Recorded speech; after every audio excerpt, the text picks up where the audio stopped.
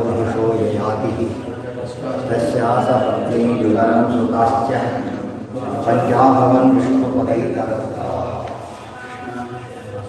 ಏನಾಯಿತು? ಪ್ರತಿಫಲದ ಪ್ರಸಂಗ ಬಂತು.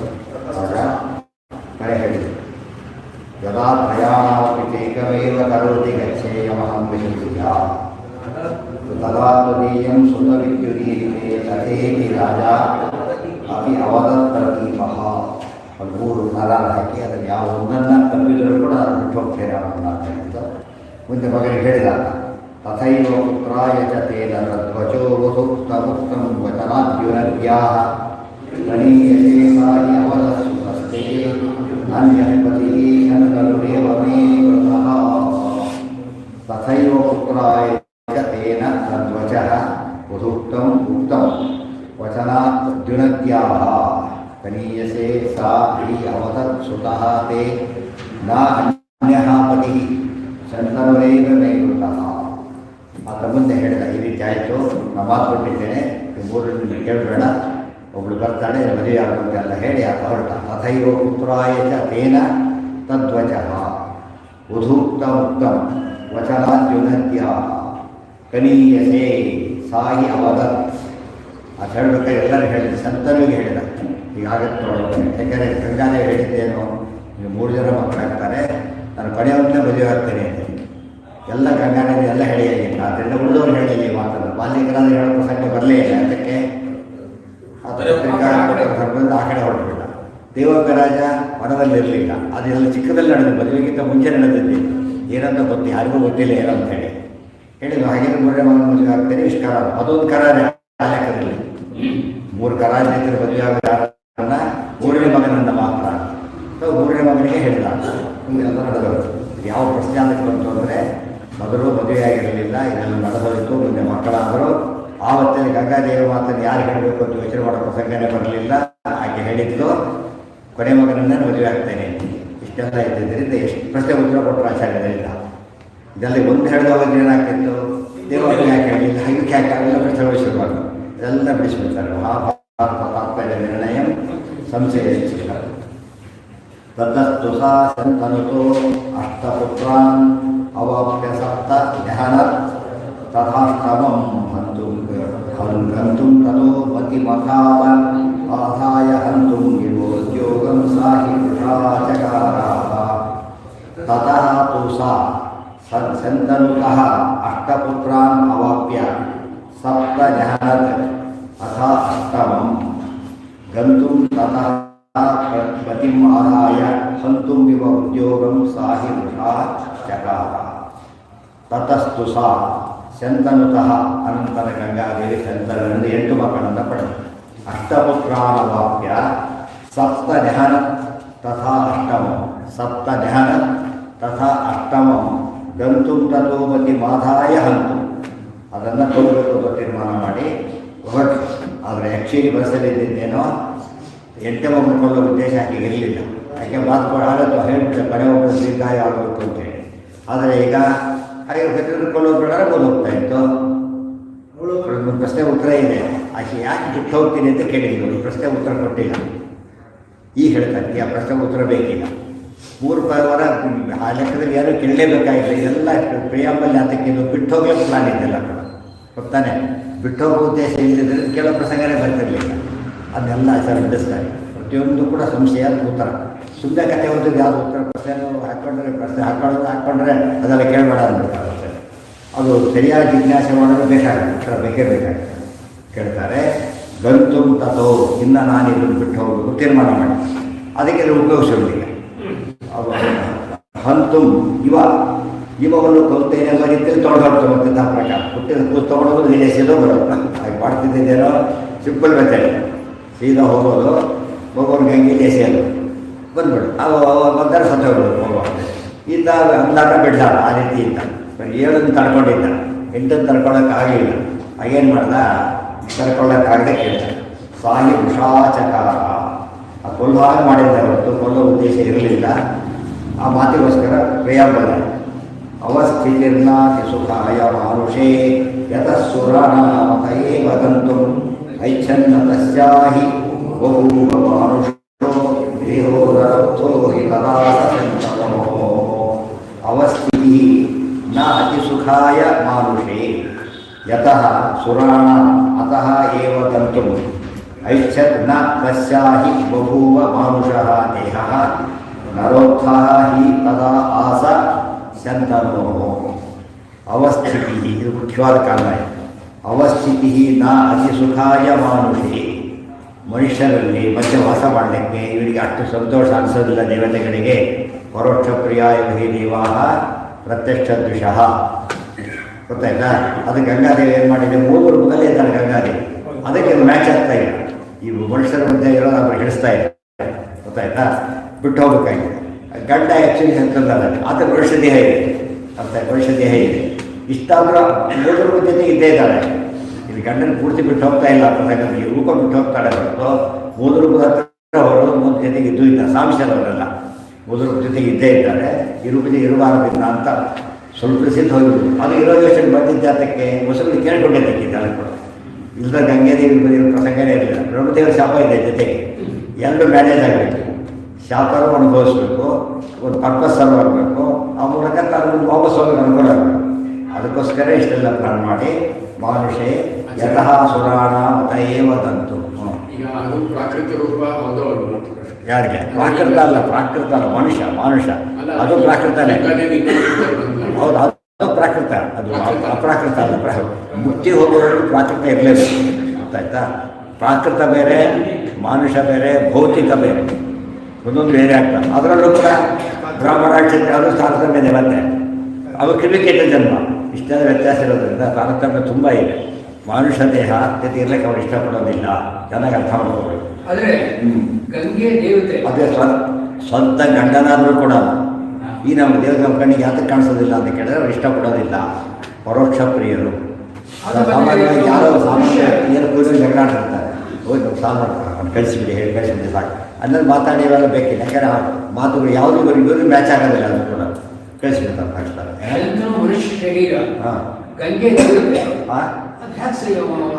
ಅದೇ ಸ್ವಾರಸ್ಯ ಆದವರು ಗಂಗೆ ಮನೆ ತರಲೇ ಅದು ತಪ್ಪು ಮಾಡಿದ್ದಾರೋ. ಸಮುದ್ರದಲ್ಲಿ ಗಂಗಾ ಸೇರ್ತಾ ಇದೆ. ಅಲ್ಲಿ ಪರ್ವಕಾಲದಲ್ಲಿ ಪರಮೇಶ್ವರ ಸ್ನಾನಕ್ಕೆ ಬಂದರು. ಆಗ ಸಮುದ್ರದ ನೀರು ಮೇಲೆ ಸೇರಿದ್ದು, ಗಂಗಾ ನೀರಲ್ಲ, ಶಾಪ ಕೊಟ್ಟು ಏನಂತ ನೀರು ಹುಟ್ಟೋದು. ಗಂಗೆಗೆ ತಪ್ಪು ಮಾಡಿಲ್ಲ, ಶಾಪ ಬರಲಿಲ್ಲ ಗೊತ್ತಾಯ್ತಾ. ಆಮೇಲೆ ಅದಕ್ಕೆ ಬಂತು ಗಂಗೆನ ಹುಟ್ಟೋ ಪ್ರಸಂಗ ಅದಕ್ಕೆ ಬಂತೀಗ ಇವರೆಲ್ಲ ಈ ಸ್ಥಿತಿ ಕೇಳಿದ್ರೆ ಇದು ಶಾಪ ಬರೋ ಪ್ರಸಂಗ ಬರ್ತಿರ್ಲಿಲ್ಲ. ಅರ್ಥ ಆಯ್ತು. ಶಾಪ ಬರೋ ಪ್ರಸಂಗ ಕೋರಿಕೆ ಅಂತ ಬಂದಿತ್ತು ಅಷ್ಟೇ. ಕೆಲಸ ಮುಗಿತು ಹೊರಟ್ಬಿಡ್ಬೇಕಷ್ಟೇ. ಇಲ್ಲ ಕೆಲಸ ಮುಗಿದವ್ರಿಗಿರೋದು ಸಾಮಾನ್ಯ ಬೇರೆಯವ್ರಿಗೆ ಯಾಕೆ ಹೋಗ್ತೇವೆ ನಾವು. ಸುಮಾರು ಕೆಲಸ ಇದ್ದೆ ಸುಮ್ಮನೆ ಹೋಗೋದಿಲ್ಲ. ಇಲ್ಲ ಸೈಟ್ ಸೀಯಿಂಗ್ ಒಂದು ಪರ್ಪಸ್ಸೇ. ಸೈಟ್ ಸೀಯಿಂಗ್ ಅದು ಯಾರಿಲ್ಲ ಅಂದರೆ ಹೋಗಕ್ಕೆ ಹೋಗೋದಿಲ್ಲ, ಇಷ್ಟಪಡೋದಿಲ್ಲ ಯಾರು ಕೂಡ. ಯಾಕೆ ಮನೆಯಲ್ಲಿ ಕಂಫರ್ಟರ್ಸ್ ಇಲ್ಲ, ಸಾಧ್ಯತೆ ಇಲ್ಲ.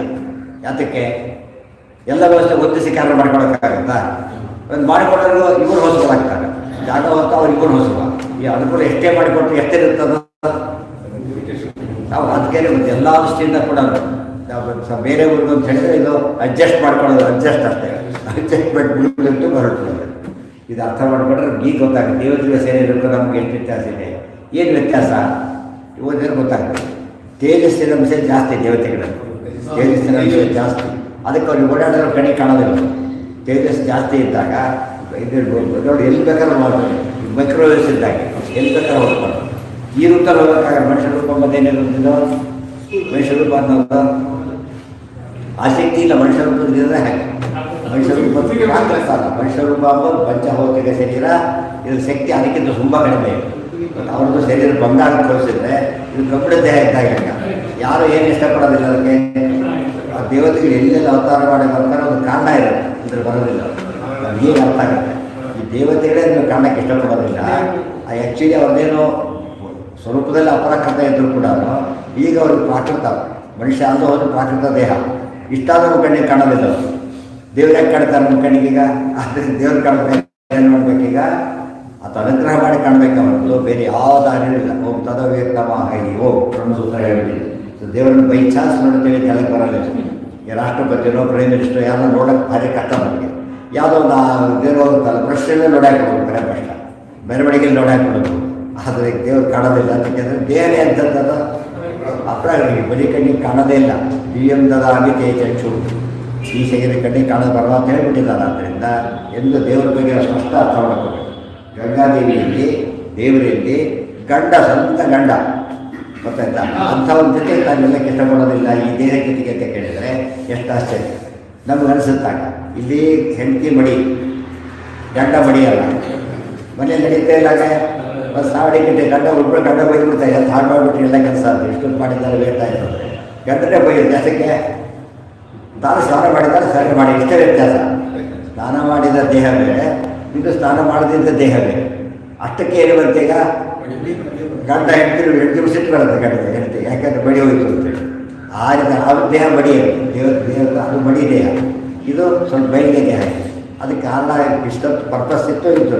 ಅದಕ್ಕೆ ಗಂತು ಮುಗಿತು ಹೋಗುವುದು ಸಂಕಲ್ಪ ಮಾಡಿದ್ರು. ಈ ಕಾಲ ಇಂದ ಬಂದು ನಮಗೆ ಆಗ ನಮಗೆ ಅದರಲ್ಲಿ ಈಗ ಅರ್ಥ ಆಗಿದೆ. ಇವು ಗಂಗಾದೇವಿ ಆಚಾರ್ಯ ಕಲ್ಪನೆ ಭಾರಿ ಕಡಿಮೆ.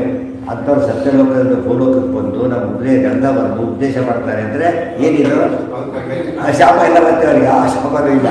ಶಾಪ ಇದ್ರೆ ಅವ್ರಿಗೂ ಸ್ವಲ್ಪ ಏನು ಮಾಡೋಕ್ಕಾಗುತ್ತೆ ಅಂತ ಹೇಳ್ಬೋದು. ಶಾಪನೇ ಇಲ್ಲ, ಈ ಅನುಗ್ರಹ ಮಾತ್ರ ಇಲ್ಲ. ಗೊತ್ತಾಯ್ತಾ? ಆಗ ಹೇಳ್ತೀವಿ ಆಚಾರ್ಯರಿಗೆ ಸ್ತೋತ್ರ ಮಾಡೋ ಶಕ್ತಿನೂ ಅವರಿಗಿಲ್ಲ. ಸಂಸ್ಥವೇ ನಾಸ್ತಿ ಶಕ್ತ, ಅದಿದು ಕೊಳ್ಳಕ್ಕೆ ಬರೋದಿಲ್ಲ ಬಿಟ್ಬಿಡಿ. ಸರಿಯಾಗಿ ಸ್ತೋತ್ರ ಮಾಡೋ ಶಕ್ತಿನೂ ನಮಗಿಲ್ಲ. ಸರಿಯಾಗಿ ಅರ್ಥ ಮಾಡ್ಕೊಂಡು ಇಷ್ಟು ಬ್ಯಾಕ್ಗ್ರೌಂಡ್ ಬೇಕು. ಆ ಕಥೆ ಕೇಳ್ತಾ ಕೇಳ್ತಾ ಅಲ್ಲಿ ಸ್ಟಾಪ್ ಆಗಬಾರ್ದು. ಮುಂದಿನ ಮೇನ್ ಪರ್ಪಸ್ ಅದ್ರ ಮೇಲೆ ಸರಿ ವಾಯುದೇವೋತ್ತಮ ಅಥವಾ ಸರಿ ಸ್ವಲ್ಪ ಲಿಂಕ್ ಆಗಬೇಕು. ಲಿಂಕ್ ಆಗಿದ್ರೆ ಅವ್ರು ಯಾವ ಕಥೆಗೂ ಏನು ಮಹತ್ವ ಬರೋದಿಲ್ಲ. ಯಾಕೆ ಕಾಲೊಬ್ಬರು ಯಾರೇ ಆಗಿರ್ತಾರೆ, ಅದಿದ್ದರೂ ಹುಟ್ಟಿರ್ಬೋದು. ನಮಗೆ ನಾವೇನು ಮಾಡಿ ಎಲ್ಲ ಹುಟ್ಟಿದ ಕಥೆ ಕೇಳ್ತಾ ಹೋಗ್ತೀವಿ. ಈಗ ಅವ್ರು ಮಾಡಿ ಅವ್ರಿಗಿರ್ತಾರೆ ಅಂತ ಹೇಳ್ಬೋದು. ಹೇಳಕ್ಕೆ ಬರೋಲ್ಲ, ಯಾಕೆ ಮೆಸೇಜ್ ಇದೆ ಪ್ರತಿಯೊಂದು ಇದರಲ್ಲೂ ಕೂಡ ವಿಷ್ಣು ಸರ್ವೋತ್ತಮ ಮತ್ತು ಅದು ಎಂಡ ಅದು ಹೋಗೋಕ್ಕೋಸ್ಕರನೇ ಅವ್ರು ನಾಟಕ ಮಾಡಿ ಅಲ್ಲಿಂದ ಕಾಣಿಸ್ಕೊತಾ ಇದ್ರು ಅಷ್ಟೇ. ಬಟ್ ಇಷ್ಟ ಇಲ್ಲ ಆಕೆಗೆ ಹೇಳಿದ ಲೈಕಿಂಗ್ ಇಲ್ಲದೆ ಹೋದ್ರೆ ಅನಿವಾರ್ಯವಾಗಿ ಕಾಣಿಸ್ಬೇಕಾಗ್ತಿತ್ತು, ಕಾಣಿಸ್ಕೊತಾ ಇತ್ತು. ದೇಹೋ ನಾರೋತ್ಥೋಗಿ ತದಾಸ ಸಂತನೋ, ತದಾಸ ಆ ಸಮಯದಲ್ಲಿ ಸಂತನಿಗೆ ನರೋತ್ಥಃ ದೇಹ ಆಸ. ಇದು ಭಾರಿ ವಿಚಿತ್ರವಾದ ಕೇಸಿಗಳು. ಇಂಥ ಕೇಸುಗಳು ಭಾರಿ ಕಷ್ಟ. ಹೆಂಡತಿ ಮೂಲ ರೂಪದಲ್ಲಿದ್ದು ಗಂಡ ಅವತಾರ ರೂಪದಲ್ಲಿದ್ದು ಹೆಂಡತಿಯ ಒಂದು ವರ್ಚಸ್ಸು ಗಂಡನಿಂದ ಮೇಲಿದೆ. ಆ ಸ್ಥಿತಿಯಲ್ಲಿದ್ದಾಳೆ ಅಂತ ಅರ್ಥ ಮಾಡಿಕೊಂಡ್ರೆ ಗಂಗೆಗೆ ಗೊತ್ತಾಗ ಎಷ್ಟೋ ವಿಷಯ ಚಂತನ ಗೊತ್ತಾಗೋದಿಲ್ಲ ಈ ಸಮಯದಲ್ಲಿ. ಈ ದೇಹಕ್ಕೆ ಶಕ್ತಿ ಇಲ್ಲ, ಇದು ಸಮಸ್ಯೆ ಇದೆ. ಅರ್ಥ ಆಯ್ತು? ಈಗ ದೇಹದ ಶಕ್ತಿ ಲಿಮಿಟೆಡ್. ಅಷ್ಟೊಂದು ಎಂತ ಹೋಗ್ತಾ ಏನು ಮಾಡಿಲ್ಲ ಅಂತ ಬರ್ತಾರೆ ನೋಡಿ, ಇಲ್ಲ ಹೇಳ್ತಾರೆ. ರತಿದೇವಿ ಕೇಸಲ್ಲಿ ಹೀಗೆ ಯಾವುದು ರತಿದೇವಿ ಕೇಸಲ್ಲಿ ಇದಕ್ಕಿಂತ ಡಿಫರೆಂಟ್. ಆಕೆ ಪೂರ್ಣ ರೂಪ ಬಿಟ್ಬಿಟ್ಟು ಒಂದು ಡೂಪ್ಲಿಕೇಟ್ ಶರೀರ ಹಾಕ್ಕೊಂಡು ಶಂಬರ್ ಹತ್ರ ಇತ್ತು. ಆ ದೇಹದಿಂದ ಈಕೆ ಗಂಡನ ಬೆಳೆಸಿದ್ದು. ಇದು ಸ್ವಲ್ಪ ಇನ್ನೂರಕ್ಕಿಂತ ಡಿಫರೆಂಟ್. ಗೊತ್ತಾಯ್ತು? ಸಿಮಿಲಾರಿಟಿ ಇದೆ ಬಟ್ ಸೇಮ್ ಅಲ್ಲ, ತುಂಬ ವ್ಯತ್ಯಾಸ. ಮುಂದೆ ಬರುತ್ತಲ್ಲ ಅದು ಹಿಂದಿನ ಮಾಡ್ಕೊಳ್ಬಾರ್ದು. ಹಿಂದಿನ ಮಾಡ್ಕೊಂಡು ಮುಂದಿನ ಸಮಸ್ಯೆ ಗೊತ್ತಿಲ್ಲ. ಸಿನಿಮಾ ಅರ್ಧಕ್ಕೆ ನೋಡೋದು ಏನಾರ್ಥ ಆಗುತ್ತೆ, ಅರ್ಧಕ್ಕೆ ನೋಡೋದು ಬಂತೆ ಬರೆಯೋದು ಬಂತೆ. ಫಸ್ಟ್ ಮೇಲೆ ಏನಾರ್ಥ ಆಗುತ್ತೆ ಈಗ ಎಲ್ಲ ಫ್ರೆಶ್ ಸ್ಟೆಪ್ ಇಟ್ಕೋಬೇಕಾಗುತ್ತೆ. ನಾವು ಸಮಸ್ಯೆ ಗೊತ್ತಾಗಲ್ಲ, ಅದಿರಬೇಕು. ಅದಕ್ಕೆ ಸಾಮಾನ್ಯ ಸಿನಿಮಾ ನಾಟಕ ಹೋಗಿರ್ತಾರಲ್ಲ, ಒಂದು ಸೀರೆ ಆಗೋಗ್ಬಿಟ್ಟಿರುತ್ತೆ. ಫಸ್ಟ್ ಸೀರೆ ಏನೋ ಮಿಸ್ ಮಾಡ್ಕೊಬಿಟ್ಟಿರ್ತಾರೆ, ಬರುತ್ತಾ ಇರ್ತಾರೆ. ಅದು ಏನಾಗಿ ಬಂದು ಏನಾಗಿದೆ ಅವ್ರು ಸುಮ್ಮನೆ ಇರ್ತಾವ್ರು, ಅವ್ರು ಬಿಟ್ಟು ನೋಡ್ಬೇಕು. ಅದಕ್ಕೆ ಒಂದು ಸೀರೆಗೆ ಗಲಾಟೆ, ಒಂದು ಸೀರೆ ಮಿಸ್ ಆಗಿಬಿಟ್ಟಿದೆ. ನಾವು ಶಾಸ್ತ್ರ ಎಲ್ಲ ಮಿಸ್ ಆದರೂ ಏನು ಅನಿಸೋದಿಲ್ಲ. ಯಾಕೆಂದರೆ ಅದೇನಿದೆ ಅಂತ ಅನಿಸಿಲ್ಲ, ಗೊತ್ತಿಲ್ಲ. ನಮ್ಮ ಉದ್ಧಾರದ ಕಥೆ ಇದೆ. ಅವಸ್ಥಿತಿ ನಾತಿ ಸುಖಾಯ ಮಾನುಷೆ ಯಥ ಸುರಾಣ ಮತಯೇವ ಗಂತು ಐಚ್ಛನ್ನ ತಸ್ಯಾಹಿ ಬಭೂವ ಮಾನುಷೋ ದೇಹೋ ನರೋತ್ಥೋ ಹಿ ತದಾಸ ಸಂಕನೋ ತಾಂ ಪುತ್ರನಿಧನೋದ್ಯುಕ್ತಾಂ ನ್ಯವಾರಯತ ಶಂತನೋ ಕಾಸಿ ತ್ವಂ ಹೇತುನಾಕೇನ ಹಂಸಿ ಪುತ್ರಾಂ ನೃಶಂಸವತ್ ರೂಪಂ ಸುರವರಸ್ತ್ರೀಣಾಂ ತವ ತೇನ ನಪಾತಕಂ ಭವೇತ್ ಕರ್ಮತ್ವದೀಯಂ ತದ್ ಮಾತ್ಕಾರಣಮತ್ರೈ ತತ್ಕಾರಣಂ ವದ ಶುಭೇ ಯದಿ ಮತ್ಶ್ರೋತ್ರಮರ್ಹತಿ ಇತಿ ವಿತಾವದತ್ ಸರ್ವಂ ಪ್ರಯೋಜ ಸುರಾಪರ. ಆಚಾರ್ಯ ಸ್ಟೈಲ್ ಯಾವ ಶ್ಲೋಕನೂ ಅವರು ಕ್ರಿಯಾಪದ ಮುಗಿಸ್ಬೇಕು ಅಂತ ನಿಯಮ ಇಲ್ಲ. ಅಲ್ಲೇ ಬರಬೇಕು, ಕತೆ ಓಡ್ತಿರ್ಬೇಕು. ಇಲ್ಲ ಈ ರೀತಿ ಜಗತ್ತಲ್ಲಿ ಯಾರು ಬರಬೇಕು. ಚೇಂಜ್ ಹೋಗ್ತಾ ಇರಬೇಕು ಹೊರತು ಸ್ಟಾಪ್ ಮಾಡೋದೆಲ್ಲ ಇಲ್ಲ. ಅಗತ್ಯ ಇದ್ರೆ ನಿಲ್ಲಿಸ್ತಾರೆ ಅಷ್ಟೇ, ಎಲ್ಲರೂ ಕ್ಲಿಕ್ ಮಾಡಿಬಿಡ್ತಾರೆ. 3 ಶ್ಲೋಕ ಸೇರಿ ನೋಡ್ಕೋಬೇಕಂದ್ರೆ ಈಗ ತಾಂ ಪುತ್ರ ನಿಧನೋದ್ಯುಕ್ತ ಪುತ್ರ ನಿಧನ ಅಂದ್ರೇನು ಸಂಭಾರ. ಮಗನಿಗೆ ಇನ್ನೂ ಈ ಮಗನು ಕೊಲ್ಲಕ್ಕೆ ಹೊರಟಿದ್ದಾಳ ಅಂತ ಹೇಳ್ಬಿಟ್ಟು ತಡೆದ. ಬಿಲ್ಲು ಆ ಮಗನ ಕೊಲ್ಲಬೇಡ ಅಂತ. ಇಷ್ಟೊತ್ತದೇ ಹೇಳೋದಕ್ಕೆ ಬುದ್ಧಿ ಬರಲಿಲ್ಲ, ಹೇಳೋಕ್ಕೆ ಈ ಬುದ್ಧಿ ಬಂದಿರಲಿಲ್ಲ. ಈಗ ಅದು ಅನ್ಕೊಳಕ್ಕಾಗಲಿಲ್ಲ ಇನ್ನು. ಯಾಕೆ ಒಂದು ಮಕ್ಕಳನ್ನ ಸ್ವಲ್ಪ ಹೆಚ್ಚಿಗೆ ಒಂದೇ ಮಗು ಇದ್ರೂ ನೋಡ್ಕೊತಿರ್ತಾರೆ. ದೇವತೆಗಳವರೆಲ್ಲ ಹುಟ್ಟಿಗೆ ಬಂದವರು ಪಾಪ ಹೊಸ ದೇವತೆಗಳಲ್ಲೇ ಇರಲಿ. ಅಷ್ಟು ಮಕ್ಕಳು ಸ್ವಂತ ಹೆಂಡತಿನೇ ಕೊಂದಾಗ ತಡ್ಕೊಳ್ಳೋದು ಭಾರಿ ಕಷ್ಟ ಆಗಿತ್ತು. ಈಗ ಆಗ್ಲಿಲ್ಲ. ಏನ್ ಹೇಳಿದ, ಇದು ಸಾಧ್ಯ ಇಲ್ಲ, ನಾನು ಕೊಲ್ಲಕ್ ಬಿಡೋದಿಲ್ಲ ಅಂತ ಹೇಳಿದ.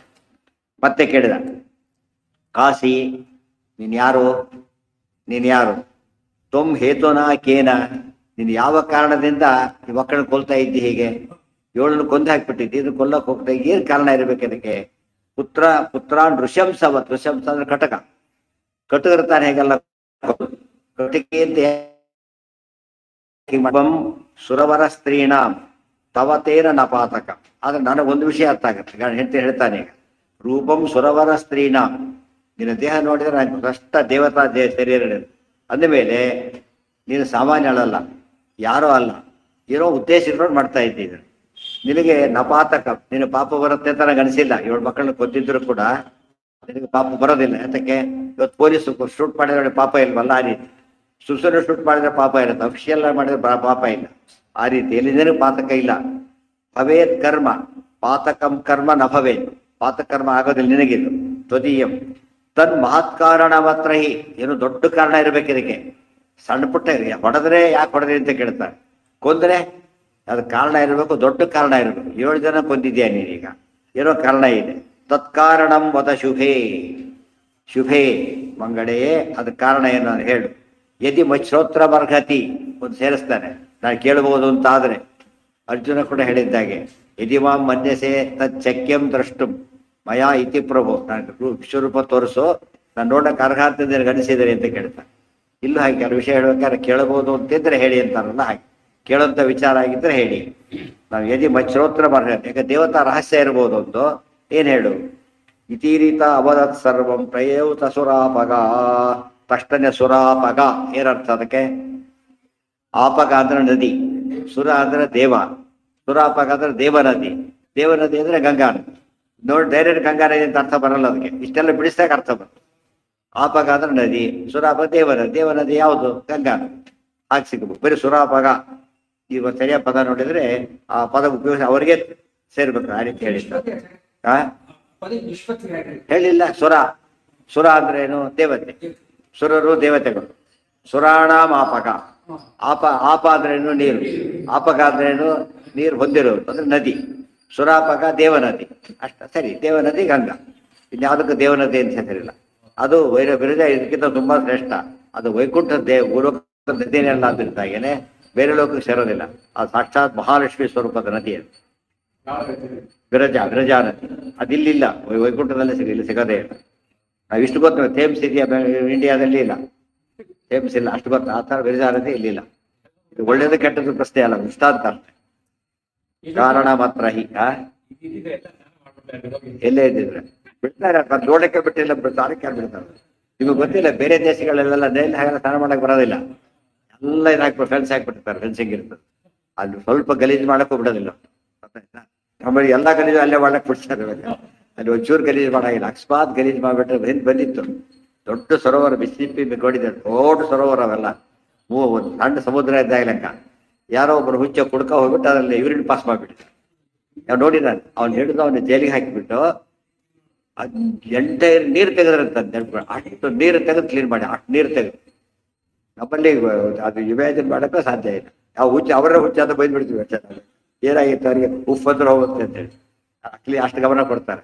ಅದು ಸ್ಪೆಷಲ್ ಯಾರು ಇದ್ರೆ ನಿಮಗೆ ವಿಶೇಷ ಪರ್ಮಿಷನ್ ತಗೊಂಡು ಯಾರು ಮಾಡ್ಬೇಕೆ ಹೊರತು ಹಾಗೆಲ್ಲ ಬಿಡೋದಿಲ್ಲ.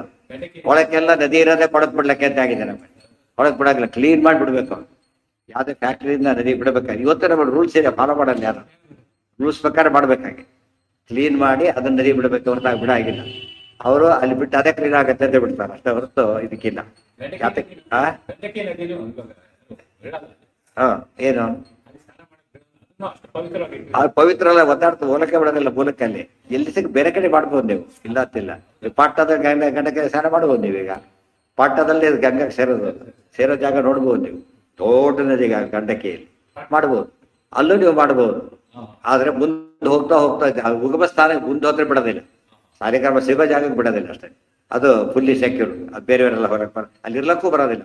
ಆಕ್ಚುಲಿ ಸ್ಪಾಟಲ್ಲಿ ಹೆಲಿಕಾಪ್ಟರ್ ಲ್ಯಾಂಡ್ ಮಾಡೋಕ್ಕೂ ಜಾಗ ಇರಲ್ಲ ಅಂತ. ಸ್ವಲ್ಪ ಭಾರಿ ಕಷ್ಟದ ಜಾಗ.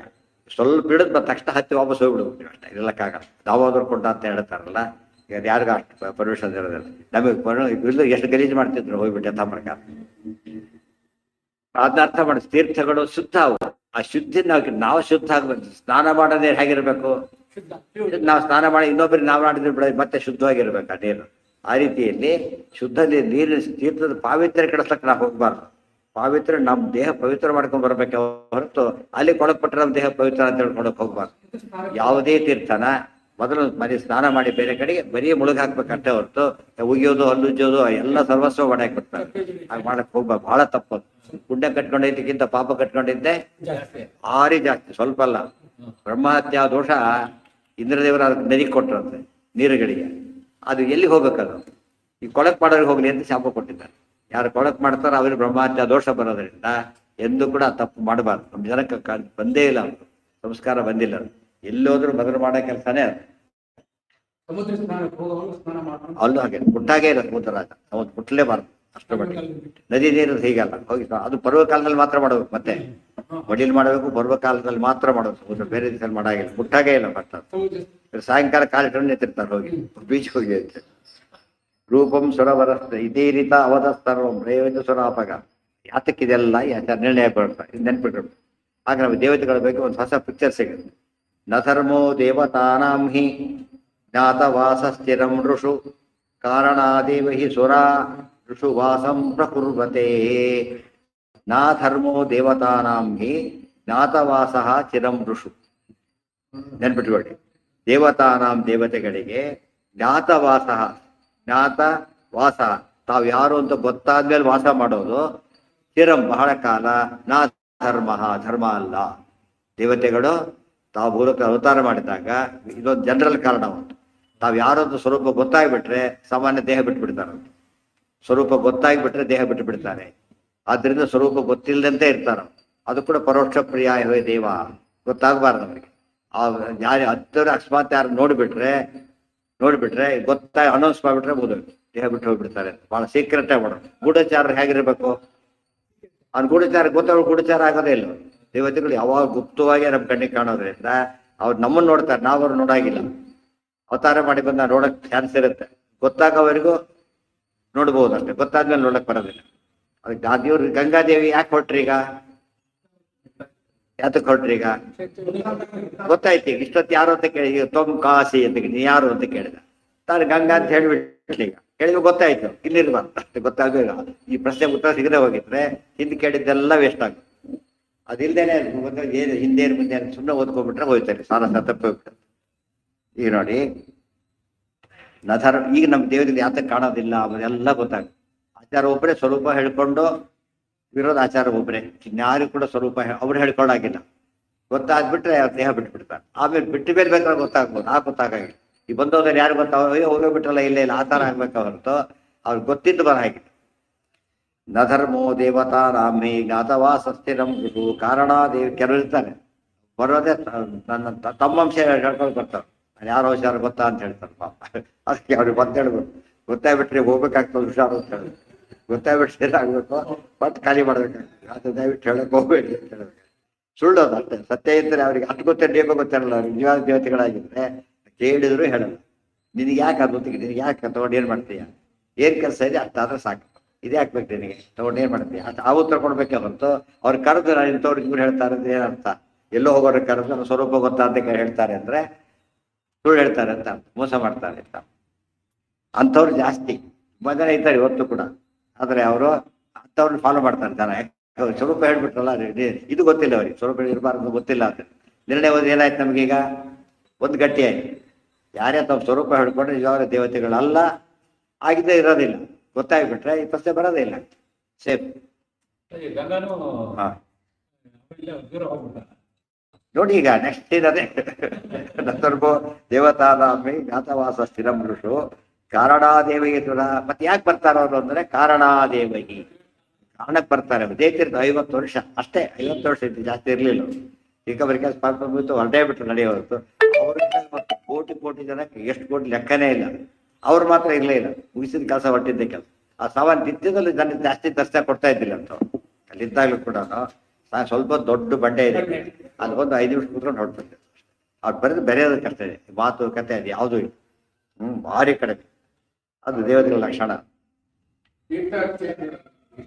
ಹೌದು. ಯಾರು ಓ ಚೇತ ಮಾಡಿ ಎಷ್ಟು ಬೇಕು ಅಷ್ಟು ಯಾರ ಕಡೆ ಅನೌನ್ಸ್ ಮಾಡ್ಕೊಂಡು ಅವೆಲ್ಲ ಇಲ್ಲೇ ಇಲ್ಲ, ಗುಪ್ತವಾಗಿ ಮಾಡಿ ಹೊರಟೋಗ್ಬಿಡ್ತಾರೆ. ಯಾವ್ದಾದ್ರು ಕೊಟ್ಟು ಹಿಂದೆ ಹಿಂದೆ ಚಿತ್ರ ಕೊಟ್ಟಿತ್ತು. ನ ಧರ್ಮೋ ದೇವತಾನಾಂ ಹಿ ಜ್ಞಾತವಾಸಃ ಚಿರಂ ಋಷು ಕಾರಣಾದೇವ ಹಿ ಸುರ. ಅವ್ರನ್ನ ಹೊಗಳ್ತೀವಿ ಅಂತ ತಿಳ್ಕೊಬೇಡ, ಅದು ಕೇಳ ಅವ್ರಿಗೆ ಇಷ್ಟಪಡೋದಿಲ್ಲ. ನಾವು ಹೊಗಳ ನಾವ್ಯಾರಿದೆ ಕಾಂಪಿಟೆನ್ಸ? ಯಾರು ಸಣ್ಣ ಹುಡುಗ ಬರ್ತಾರೆ ಅಂಥವ್ರಿಗೆ ಹೊಗಳ್ತಾರೆ. ಅವ್ರು ನಗು, ಯಾಕಂದ್ರೆ ಏನು ಗೊತ್ತಿಲ್ಲ ಅವ್ರಿಗೆ ಪಾಪ.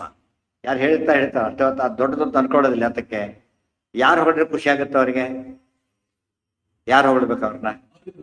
ದೊಡ್ಡವ್ರು ಹೊಡೆದು, ದೊಡ್ಡವ್ರು ಹೊಡೆದ ಮಹತ್ವ ಇದೆ.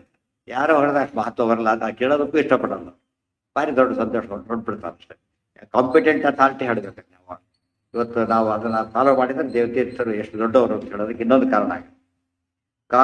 ಕಾರಣಾದೇವ ಹಿ ಸುರ ನೃಷುವಾ ಸಂಪ್ರಕುರ್ವತೆ ಕಾರಣಾಪಗಮೇ ಯಾಂತಿ ಧರ್ಮೋಪೇಶಾಂ ತಥಾ ವಿಧಃ. ಅವರಿಗೆ ಧರ್ಮ ರೂಲ್ ಇರೋದೇ ಹಾಗೆ, ಅವ್ರ ರೂಲ್ ಇರೋದೇ ಹಾಗಾದ್ರಿಂದಾಗೆ ಅವ್ರು ಹೇಳೋದಕ್ಕೆ ಹೋಗೋದಿಲ್ಲ. ಕಾರಣಾಪಗಮೇ ಯಾಂತಿ, ಕಾರಣ ಅಪಗಮೆ, ಕಾರಣ ಇದ್ದಾಗ ಕಾರಣಾದೇವ, ಕಾರಣಾಪಗಮೆ, ಕಾರಣ ಮುಗಿದಾದ್ಮೇಲೆ ಅವ್ರು ಇರೋದಿಲ್ಲ. ಯಾಂತಿ ಧರ್ಮೋಪೇಶಾಂ ತಥಾ ವಿಧಃ. ಧರ್ಮ ಧರ್ಮ ಅಂದ್ರೆ ಅವ್ರ ಕರ್ತವ್ಯ ಇರೋದೇ ಹಾಗೆ. ಅದೃಶ್ಯತ್ವಂ ಅಸಂಸ್ಪರ್ಶ್ಯೋ ಹಿ ಅಸಂಭಾಷಣಮೇವ ಚ. ಏನೇನು ನಿಯಮ ಇದೆ ಅವರಿಗೆ ಅಂದ್ರೆ ಅದೃಶ್ಯತ್ವಂ, ಕಾಣಕೂಡುದು, ಫಸ್ಟ್ ಇನ್ನೊಬ್ಬರಿಗೆ ಕಾಣಕೂಡುದು. ಅಸಂಸ್ಪರ್ಶ್ಯ, ಮುಟ್ಕೋಬಾರ್ದು. ಅಸಂಭಾಷಣಂ, ಇದು ಮಾತಾಡಬಾರ್ದು. ಅರ್ಥ ಆಯ್ತಾ? ಅದಕ್ಕೆ ತೀರ ಸ್ವಪ್ನದಲ್ಲಿ ಮಾತಾಡ್ತಾರೆ, ಡೈರೆಕ್ಟಾಗಿ ಮಾತಾಡೋದಿಲ್ಲ. ಡೈರೆಕ್ಟಾಗಿ ಮಾತಾಡೋದು ನಿಷಿದ್ಧ. ಇವರೊತ್ತು ನಮ್ಮ ಜೊತೆ ರಾಯರ ದಿವಸ ಹಟ್ಟಿ ಹೊಡಿತಾರೆ, ಯಾರೋ ಒಂದು ಕರೆಕ್ಟ್ 3 ಗಂಟೆಗೆ ಬರ್ತಾರೆ, 5 ಗಂಟೆವರೆಗೆ ಹಟ್ಟಿ ಹೊಡಿತಿರ್ತಾರೆ. ಕೆಲಸ ಇಲ್ಲ ಅವ್ರಿಗೆ. ಎಷ್ಟು ದೊಡ್ಡ ನೋಡಿದ್ರೆ ಪುಣ್ಯ ಅಂದ್ಕೋಬೇಕು. ಆ ರೀತಿ ಮಾಡಿಕೊಂಡು ಸಿಕ್ಕಾಪಟ್ಟೆ ಇದು ಮಾಡಿಕೊಂಡು ಜನ ಮೋಸ ಮಾಡ್ಕೊಂತಿರ್ತಾರೆ. ರಾಯರು ಬರ್ತಾರೆ, ಅವ್ರು ಬಂದಾಗ ರಾಯರಿಗಂತ ಒಂದು ಪ್ರಶ್ನೆ ಕೇಳ್ಬಿಟ್ರೆ ಓಡೋಗ್ಬಿಡ್ತಾರೆ. ರಾಯರ ಪ್ರಶ್ನೆ ಇರ್ತದೆ, ಯಾರೇ ಮಾಡಿದ್ರಂತ ಬುದ್ಧಿವಂತರು ಪಂಡಿತ, ಹೇಗೋ ರಾಯರು ಬಂದಿದ್ದಾರೆ ಅಂತ ಹೇಳ್ತೇನೆ, ನಾವು ಬರ್ತೀವಿ, ಕೆಲಸ ಇದೆ ಅವ್ರ ಹತ್ರ ಅಂತ ಬಂದು ಪರಿಮಳದಲ್ಲಿ ಹೀಗೆ ಸ್ವಲ್ಪ ಅರ್ಥ ಹೇಳ್ತಾರೆ ಕೇಳಿದರೆ ಪರಿಮಳ ಯಂತ್ರ ಕೂಡ ಕೇಳಿಲ್ಲ ಪುಣ್ಯ ಅಂತ. ಎಂತ ಗೋಸ್ಗಾರ ಹೇಗೆ ಬರ್ತಾರೆ ಬದಕ್ಕೆ ಸಾಕ್ಷಿ. ಇದೆಲ್ಲ ಓದ್ಬಿಟ್ರೆ ಏನು ಯೋಚನೆ ಬರೋಕ್ಕೆ ಸಾಧ್ಯ ಇಲ್ಲ. ನೀವಾಯಿತು ಎಂದು ಅವ್ರು ಬಂದಾಗ ಮಾತಾಡೋದಿಲ್ಲ, ಮುಟ್ಟೋದಿಲ್ಲ ಅಂತ ಹೇಳಿದ ಮೇಲೆ ಕತೆ ಹೇಳ್ತಾರೆ, ಸುಳ್ಳು ಬಿಡ್ತಾರೆ ಅನ್ನೋದು ಅರ್ಥ ಆಗ್ಬಿಡ್ತಾರೆ. ದೇವತೆಗಳೆಲ್ಲ ದೇವತೆಗಳು ಇವತ್ತಿಗೂ ಇರ್ತಾರೆ, ಇವತ್ತಿಗೂ ಇದ್ದೇ ಸಾಧನ ಇಲ್ಲೇ ಸಾಧನೆ ಮಾಡಬೇಕು. ಮಾಡಿ ಬಹಳ ಉಪಯೋಗ ಇಲ್ಲೇನೆ, ನಮ್ಮ ಕಣ್ಣಿಗೆ ಕಾಣದೇ ಇಲ್ಲ. ಎಲ್ಲೋ ಒಂದು ಕಡೆಯಿಂದ ಹೊರಟೋಗ್ಬಿಡ್ತಾರೆ. ಆ ಕೆಲಸ ಮುಗಿಸ ಹೊರಟೋಗ್ಬಿಡ್ತಾರೆ. ಧ್ಯಾನ ಮಾಡಿ ಇಲ್ಲಿ ಧ್ಯಾನ ಮಾಡ್ಬೇಕು, ಇಲ್ಲಿ ಬರ್ತಾರೆ ಅದಕ್ಕೋಸ್ಕರ. ಈಗ ಬ್ರಹ್ಮದೇವರು ಭೂಲೋಕಕ್ಕೆ ಸಮುದ್ರ ಸ್ಥಾನಕ್ಕೆ ಯಾಕೆ ಬರುವ ಕಾಲಕ್ಕೆ ಅಲ್ಲೇ ಇಲ್ಲ, ಬ್ರಹ್ಮಲೋಕ ಸಿಗೋದಿಲ್ಲ ಅವರಿಗೆ. ಅವ್ರ ಹೆಸರೇ ಗಂಗಾನದಿಗಿಂತ ಭಾರಿ ಬೇಲಿರೋರು. ವಾಸುದೇವ ಪದ ಸಂತತ ಸಂಗಿ ತೇಜಸಾತ್ಕಲ ಮಸಕೃತ ಶರ್ವ. ಗೊತ್ತಾಯ್ತಾ? ರುದ್ರದೇವರ ತಲೆ ಮೇಲೆ ಬೊಂಬೆ ಕೂತಿದ್ರೆ ಯಾವಾಗಲೂ ತಲೆ ಮೇಲೆ ಕೂತಿದ್ದಾರೆ ವಾಯುದೇವ ರುದ್ರದೇವರ ತಲೆ ಮೇಲೆ. ಗೊತ್ತಾಯ್ತಾ? ಒಂದ್ಸರ್ತಿ ಪಾದ ಸ್ಪರ್ಶೆ ಇವರಿಗೆ ಆಗಿದ್ರೆ ದೇವ್ರ ಪಾದ ಸದಾ ಸ್ಪರ್ಶೆ ಮಾಡ್ತಾರೆ ಆಚಾರ್ಯರು. ಅಂಥವ್ರು ಎಲ್ಲಿ ಅವರಿಗೆ ಅಂಥ ಬ್ರಹ್ಮದೇವರೇ ವಾಯುದೇವರು. ಅವರು ಇಲ್ಲಿ ಸ್ಥಾನಕ್ಕೆ ಯಾಕೆ ಬರಬೇಕು? ಲೋಕದೃಷ್ಟಿ ದೇವತೆಗಳಿಗೂ ಮಾರ್ಗದರ್ಶನ ಆಗ್ಬೇಕು, ಮನುಷ್ಯರಿಗೆ ಓದಿದ ಮೇಲೆ ಅವ್ರಿಗೆ ಮಾರ್ಗದರ್ಶನ ಆಗ್ಬೇಕು. ಅದಕ್ಕೆ ಬರ್ತಾರೆ ಅವರು. ಅತ್ತೆ ಹೊರತು ಅವರಿಗೆ ಇದಿಲ್ಲ, ಹೀಗಲೇ ಸಾಧನೆ ಮಾಡಬೇಕು ತೋರಿಸೋದಕ್ಕೆ ಬರ್ತಾರೆ. ಇದೆಲ್ಲ ಫಾಲೋ ಮಾಡಿ ಗಣಾದಿಗಳ ಕಾಲಕ್ಕೆ ಈ ರೀತಿ ಸ್ನಾನ ಮಾಡಬೇಕು ಅಂತ ತೋರಿಸೋದಕ್ಕೆ ಬರ್ತಾರೆ. ಅಂತ ಎಲ್ಲ ನೋಡಿದಾಗ ನಮಗೆ ಅರ್ಥ ಆಗೋದು ಕಾರಣ ಇದ್ದಾಗ ಸಿಗ್ತಾರೆ, ಅದು ಸಿಗೋದಿಲ್ಲ. ಅದೃಶ್ಯತ್ವ ಅಸಂಸ್ಪರ್ಶ್ಯ.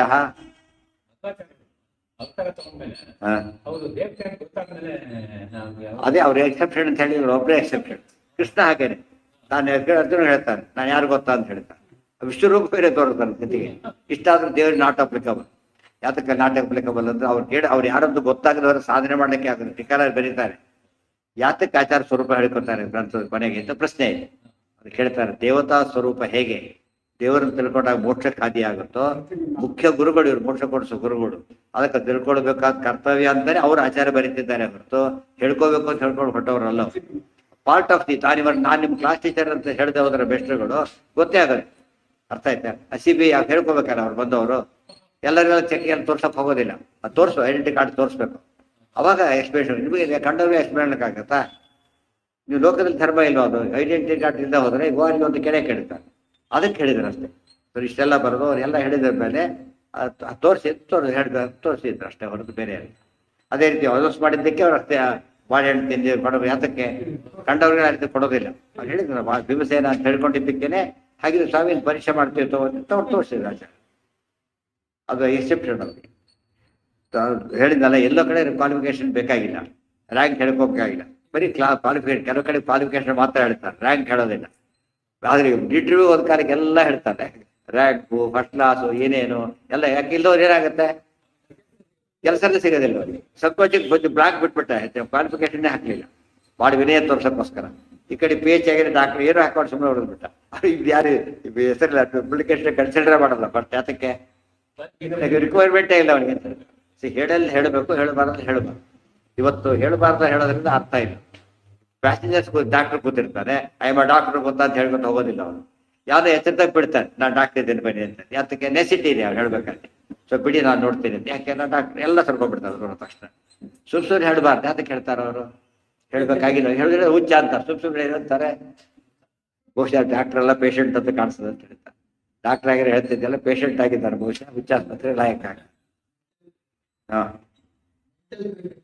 ಮೆಂಟಲ್ ಪೇಷಂಟ್ ಅದೇ ಹೇಳ್ತಾರೆ, ಆಸ್ಪತ್ರೆ ಕಳಿಸ್ಬೇಕು ಪಾಪ, ಏನೋ ಆಗ್ಬಿಟ್ಟಿದೆ. ಅವಾಗ ಹೇಳಿದವರು ಮೆಂಟಲ್ ಆಗ್ತಾರೆ. ಮತ್ತೆ ಡಾಕ್ಟರ್ ಆಗಿದ್ದಾರೆ, ಯಾರೋ ಬಿದ್ರು ಹೇಳಿಲ್ಲ, ಏನಾಗೈತೆ ಕತೆಗಾಯ್ತು, ಅವಾಗ ಹೇಳಿದ್ರು ಏನಾಗಿತ್ತು. ಈಗ ಡಾಕ್ಟರ್ ಅಂತ ಹೇಳ್ಕೊಂಡ್ರೆ ಟೈಮ್ ಮುಗಿದ್ಮೇಲೆ ಬೆಳ್ಕೊಬಾರ್ದು. ತಾವುಭೌ ಶಂತದರು ದೃಷ್ಟ ಕೃಪಾವಿಷ್ಟ ಸ್ವಕಂ ಗೃಹಂ ನಿನಾಯನಾಮ ಚಕ್ರೇಥ ಕೃಪಾಯ ವಿಷಯೌ ಯತಃ. ತೌ ಉಭೌ ಶಂತನು ದೃಷ್ಟ ಕೃಪಾವಿಷ್ಟ ಸ್ವಕಂ ಗೃಹಂ. ಅದು ಮುಂದೆ ಜಂಪ್ ಆಯ್ತು, ಒಂದು ಪೇಜ್. ಕಾರಣ ಅದೃಶ್ಯತ್ವ ಅಸಂಸ್ಪರ್ಶ್ಯ ಸಂಭಾಷಣಮೇವ ಚ ಸುರೈರಪಿ ನೃಜಾತೈಸ್ತು ಗುಹ್ಯ ಧರ್ಮೋ ದಿವೋಕಸಾಂ. ದೇವತೆಗಳಿಗೆ ಗುಹ್ಯ ಧರ್ಮ ಆದ್ದರಿಂದ ಪಾಲನೆ ಮಾಡಲೇಬೇಕು ಅವರು. ನೃಜಾತೈಸ್ತು, ಮನುಷ್ಯರಾಗಿ ಇದ್ದಾಗಲೂ ಸ್ವರೂಪ ಗೊತ್ತಾರೆ ಹೇಳಬಾರ್ದು. ಇನ್ನು ಮನುಷ್ಯ ಹುಟ್ಟೇ ಇಲ್ಲ ಅಂತ ಹೊತ್ತಲ್ಲಿ ಅವರು ಇರಲೇಬಾರ್ದು. ಅದಕ್ಕೋಸ್ಕರ ಇಷ್ಟೊತ್ತು ತರ್ಕೊಂಡಿದ್ರು, ಹೋಗೋ ಕಾರಣ ಬಂತು, ಹೊರಟು. ಇದೆಲ್ಲ ಯಾತಕ್ಕೆ ಎಕ್ಸ್ಪ್ಲೇಷನ್ ಕೊಟ್ಟರು, ಸುಮ್ಮನೆ ಹೇಳ್ಬಿಟ್ಟಿದ್ರೆ ಫಸ್ಟ್ ಡೈವರ್ಸ್ ಕೇಸ್ ರೆಕಾರ್ಡ್ ಆಗ್ತೈತಿ, ಡೈವರ್ಸ್ ಕೇಸ್ ಅಲ್ಲ ಅಂತ ಬಿಟ್ಟು ಎಲ್ಲಿಗೆ ಹೋದ್ರು ಅವರು. ವರ್ಣನ ಹೋದ್ರೆ ಅಷ್ಟೇ ಬರುತ್ತೋ, ಅದು ಅದೇ ಬರೀತಾರೆ. ಮುಂದಿನ ಮಾತು ಅದೇನೆ, ತತಸ್ಸ ವರುಣಂ ದೇವಂ ಪೂರ್ವಭರ್ತಾರಮಪ್ಯುಮಂ. ತನ್ನ ಸ್ವರೂಪದ ಗಂಡ ಅಲ್ಲಿಗೆ ಹೋಗಿ ಸೇರ್ಕೊಂಡ ಅಷ್ಟೇ ಹೊರತು ಆಕೆಏನು ಇದು ಮಾಡಲೇ ಇಲ್ಲ. ನೀವು ಎಲ್ಲೋ ಬಿಟ್ಟು ಹೋಗಲೇ ಇಲ್ಲ. ಗಂಡ ಹೆಂಡತಿ ಏನ್ ಮಾಡಿದ್ರು, ಹೆಂಡತಿ ಕಷ್ಟ ಟಾಟಾ ಮಾಡ್ಬಿಟ್ಟ. ಹಿಡಿದಾಗ ಯಾರು ಫೋಟೋ ತಕೊಂಡು ಡೈವರ್ಸ್ ಕೇಸ್ ನೋಡಿ, ಹೆಂಡತಿ ಟಾಟಾ ಮಾಡ್ತಾ ಇದ್ದಾರೆ ಅಂತ ಪ್ರಯಾಣ ಕಳಿಸಿರೋದು, ಅಲ್ಲಿ ಬಿಟ್ಟ ಗಂಡ ಅವತ್ತು ಕಳಿಸಿರೋದು. ಅದರಿಂದ ಅದು ಆ ಕೇಸ್ ಅಲ್ಲ, ಪೂರ್ವಾಪರ ನೋಡ್ಬೇಕು. ನನಗೆ ಗೊತ್ತಿಲ್ಲ, ಇದೆ ಅದಕ್ಕೆ ಹೇಳ್ತೇವೆ, ಮಾನುಷ ನಮ್ಮನುಂಟು ಜ್ಞಾನಶೂನ್ಯನೂ ಆನೆ. ಮನುಷ್ಯ ದೇಹ ಬಂದ ತಕ್ಷಣ ಏನಾಗಿರುತ್ತೆ, ನಮಗೆಲ್ಲ ಮರ್ತು ಹೋಗ್ಬಿಡುತ್ತೆ ಹಿಂದಿಂದ ಬರ್ತಿರ್ಲಿಕ್ಕೆ. ಸೆಕೆಂಡ್ ಕೇಸು, ಅನ್ನ ತಿಂತ ಹೋದಂತ ಏನಾಗ್ತಾ ಹೋಗುತ್ತದ, ಗಟ್ಟಿ ಆಗ್ತದೆ. ಅದು ಮನುಷ್ಯ ದೇಹದ ಪ್ರಭಾವದಿಂದಾಗಿ ಮನುಷ್ಯ ಅನ್ನ ಹಾಗಾಗಿ. ಅದಕ್ಕೆ ದೇವತೆಗಳು ಸಾಮಾನ್ಯ ನಾವು ಕೊಟ್ಟನ್ನ ಹಾಗೆ ಸ್ವೀಕಾರ ಮಾಡಲ್ಲ, ಅವರು ಕನ್ವರ್ಟ್ ಮಾಡ್ಕೊಂಡು ತಗೋತಾರೆ. ಅವರು ಹೀಗೆಲ್ಲ ತಗೊಳೋದಿಲ್ಲ. ಒಂದು ದೇವ್ರಿಗೆ ತಾನೇ ಕೊಡೋದು ನಾವು, ದೇವ್ರವ್ರಿಗೆ ಹ್ಯಾಕ್ ಕೊಡ್ಬೇಕೋ ಅವ್ರಿಗೆ ಕೊಡ್ತಾನೆ ಅಷ್ಟೇ ಹೊರತು ನಾವು ಕೊಟ್ಟ ರೀತಿಯಲ್ಲಿ ತಗೊಳೋದಿಲ್ಲ. ಸರ್ಕಾರಕ್ಕೆ ಟ್ಯಾಕ್ಸ್ ಕೊಡ್ತೀವಿ, ಆ ಟ್ಯಾಕ್ಸ್ದವ್ರು ನಮಗೆ ದುಡ್ಡು ಕೊಡೋದಿಲ್ಲ, ಟ್ರೆಜರಿದು ದುಡ್ಡು ಕೊಡುತ್ತೆ, ಅಲ್ಲಿಂದ ಬರೋದಿಲ್ಲ. ಇಲ್ಲಿ ಬೇರೆ ಬರೋ ರೀತಿನೇ ಬೇರೆ. ರುಜಾತಂ ಶಂತನಂ ತ್ಯಕ್ತ ಪ್ರಯಯೋ ವರುಣಾಲಯಂ. ಹೋಗಿದ್ದು ವರ್ಣನ ಮನೆಗೆ ಒಂದೇ ಹೊರತು ಬೇರೆ ಕಡೆ ಹೋಗ್ಲಿಲ್ಲ. ನೋಡೋರಿಗೆ ಅದೆಲ್ಲ ಗೊತ್ತಾಗೋದಿಲ್ಲ, ಆದ್ದರಿಂದ ಏನೋ ತಿಳ್ಕೊಂಡ್ಬಿಡ್ತಾರೆ. ಇಲ್ಲಿ ಸ್ವಾರಸ್ಯ ನೆನಪಿಟ್ಕೋಬೇಕಿದೆಲ್ಲ. ಇಲ್ಲಿ ಗಂಡ ಬಿಟ್ಟು ಹೋದಾಗ ಕಾಣಿಸ್ತು, ಗಂಡನ ಬಿಟ್ಟು ಹೋಗ್ಲಿಲ್ಲ, ಎಲ್ಲಿಗೆ ಹೋದ್ರು 3 ರೂಪಾಯಿ ಹತ್ರ ಹೋದ್ರು. ಶ್ರೀನಿವಾಸ ಹಣೆ ಕೇಳ್ತೇವೆ ಈಗ, ಲಕ್ಷ್ಮೀದೇವಿ ಹೊರಟು ಬಿಟ್ರು ಕೊಲ್ಲಾಪುರಕ್ಕೆ ಅಂತ ಕತೆ ಹೌದಲ್ಲ. ದೊಡ್ಡದಾಗ ಹೇಳಿದ್ದೆ, ಅದನ್ನು ಕೇಳಿದ್ದೆ. ಶ್ರೀನಿವಾಸನೂ ತಲೆ ಕೆಟ್ಟೋಯ್ತು, ಲಕ್ಷ್ಮಿಗೂ ದೂರ ಹೋಗ್ಬಿಟ್ರು, ಗಲಾಟೆ ಮಾಡ್ಕೊಂಡ್ಬಿಟ್ರು, ಹಾಗೆ ಹೀಗೆ ಏನಿಲ್ಲ. ಹೋಗಿದ್ದೆ ಅಲ್ಲಿಗೆ, ಜೊತೆಗೆ ಇದ್ದಾರೆ, ಯಾರ ಗಂಟೆಗೆ ಸೀತಾಪರಣ ಎಲ್ಲೂ ಜೊತೆಗೆ ಇದ್ದಾರೆ, ಯಾರಿಗೆ ಕಾಣಿಸ್ತಾ ಇಲ್ಲ ಹೊರತು ಬೇರೆ ಅಲ್ಲ. ಅಂದ್ರೆ ಯಾರಿವರು, ಲಕ್ಷ್ಮೀನಾರಾಯಣರಲ್ಲ. ಇವರಲ್ಲೇ ಇಷ್ಟು ಇದಿರ್ಬೇಕಾದ್ರೆ ಲಕ್ಷ್ಮೀನಾರಾಯಣರು ಹೇಗಿರ್ತಾರೆ ಯೋಚನೆ ಮಾಡಿ. ಆ ಥರ ಯೋಚನೆ ಮಾಡಿದಾಗ ಅದು ವಿರಹದ ಕಥೆ ಅಲ್ಲ. ಲೋಕ ಮದುವೆ ಹಾಗಾಗ್ಬೇಕು ಅಂತ ತೋರಿಸ್ಬೇಕಾಗಿತ್ತು, ಬಂದು ಅಷ್ಟೇ ಹೊರತು ಇದಕ್ಕೋಸ್ಕರ ಮಾಡಿದ್ದಲ್ಲ. ಪ್ರೇಯೌ ವರುಣಾಲಯಂ ಸುತಮಷ್ಟಮಮಾದಾಯ ಭರ್ತುರೇ ವಾಪ್ಯನುಜ್ಞೆಯ. ಆಕೇನ್ ಮಾಡಿದ್ಲು, ಹೇಳಿದ್ಲು 3ರಲ್ಲಿ 1 ಬಿಟ್ಟರು ಕೂಡ ನಾನು ಬಿಟ್ಟು ಹೋಗ್ತೇನೆ ಅಂತ, 1 ತಪ್ಪಿದ್ರು ಬಿಟ್ಟು ಹೋಗ್ತೇನೆ ಅಂತ ಹೇಳಿ. ಅದೇನ್ ಮಾಡ್ದ, 3 ಒಟ್ಟಿಗೆ ಬಿಟ್ಬಿಟ್ಟ. ಕೇಳಿದ್ದು ನೀನ್ ಯಾರು ಅಂತ ಕೇಳ್ಕೊಡುದು. ಅಯೋಗ್ಯ ಕರ್ತೃ ಬಬಿತು ಮಾಂ ನತು ನಿವಾರಯೇ. ನಾನು ಕೆಟ್ಟ ಕೆಲಸ ಮಾಡಿದ್ರು ಅಡ್ಡಿ ಮಾಡಿಕೊಡುದು. 3ನೇದು ಅದು ಕಾರಣನು ಕೇಳಬಾರ್ದು. 3 ಹೇಳಿದ್ರು, 3 ಕೇಳ್ಬಿಟ್ಟ. ನೀನ್ ಯಾರು, ಈಗ ಯಾಕೆ ಮಾಡ್ತಿ, ನಾನು ಬಿಡೋದಿಲ್ಲ, ಗೊತ್ತಾಯ್ತಾ, ಹಿನ್ನೆಲೆ ಹೇಳು ಅಂತ ಎಲ್ಲ ಹೇಳಿದ್ರು. ಹೊರಟು 3 ಒಟ್ಟಿಗೆ ಬಿಟ್ಲು. ಅದು ಸ್ವಾರಸ್ಯ. ಇದು ನಡೆದ ಕಥೆ. ತಮ ಇದೆಲ್ಲ ಬ್ಯಾಕ್ಗ್ರೌಂಡ್ ಕೊಡದೆ ಹೋಗಿದ್ರೆ ಗಂಗಾ ಶಂಕರನ ಯಾಕೆ ಬಿಟ್ಟು ಅಲ್ಲೂ ಪ್ರಶ್ನೆ ಹಾಕಿ ಬಿಡ್ಕೊಬಿಡ್ತಿತ್ತು ಆಕೆ.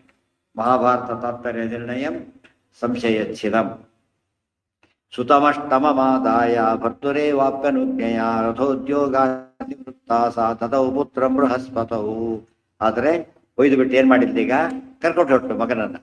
ಆ ಮಗನ ಕೊಲ್ಲಿಲ್ಲ, ಕರ್ಕೊಂಡು ಹೊರಟ್ಬಿಟ್ಟು ಹೊರಟು ಸೀತಾ ಎಲ್ಲಿಗೆ ಹೋದ್ಲು? ಬೃಹಸ್ಪತ್ಯಾಚಾರ ಹತ್ರ ಬಿಟ್ರು. ಯಾಕೆ? ವೇದಾಧ್ಯಯನವಾಗಲಿ ಅಂತ ಬಿಟ್ಟು, ವೇದಾಧ್ಯಯನಕ್ಕೋಸ್ಕರ. ವಧೋದ್ಯೋಗ ನಿವೃತ್ತ ಸಾ ತದೌ ಪುತ್ರ ಬೃಹಸ್ಪತ. ಅಲ್ಲಿಗೆ ನಾಳೆ ದಿವಸ ಮುದ್ದೇನಾಗುತ್ತೆ ಎಲ್ಲ ಹೇಳ್ತಾರೆ. ಅಧ್ಯಯನ ವಿಷಯ ಎಲ್ಲ ಹೇಳ್ತಾರೆ. ಎಷ್ಟು ಓದಿದ್ರು ಭೀಷ್ಮರು, ಎಷ್ಟು ಓದಿಸಿದ್ರು, ಈಕೆ ತಾಯಿ ಹಾಗೆ ನಡ್ಕೋಬೇಕು ಎಲ್ಲ ಹೇಳ್ತಾರೆ. ಆ ದೃಷ್ಟಿಯಿಂದ ಆಚಾರ್ಯ ಬರೆಯೋ ರೀತಿ, ಅದಿರೋ ಕಥೆ ಎಷ್ಟು ಚೆನ್ನಾಗಿದೆಯೋ ಆಚಾರ್ಯರು ಅಷ್ಟೇ. ಅದನ್ನು ಸುಮ್ಮನೆ ನೀವು ಓದ್ತಾ ಇದ್ರೆ ಮಹಾಭಾರತ ಓದೋದು ತುಂಬಾ ಡಿಫ್ರೆನ್ಸ್ ಇದೆ. ಮಹಾಭಾರತ ಭಾರಿ ಬುದ್ಧಿವಾದ ಎಲ್ಲ ಜ್ಞಾಪಕೊಂಡು ಹೋಗ್ತಾ ಇರೋದು ಎಲ್ಲ ಕಲೆಕ್ಟ್ ಮಾಡಿ ಮುಂದೆ ಕೊಟ್ಬಿಟ್ಟಿದ್ದಾರೆ ಆಚಾರ್ಯ. ಇದನ್ನ ನಾವು ಸರಿಯಾಗಿ ಓದಿದ್ರೆ ಎಲ್ಲ ಪ್ರಶ್ನೆ ಸಾಲ್ವ್.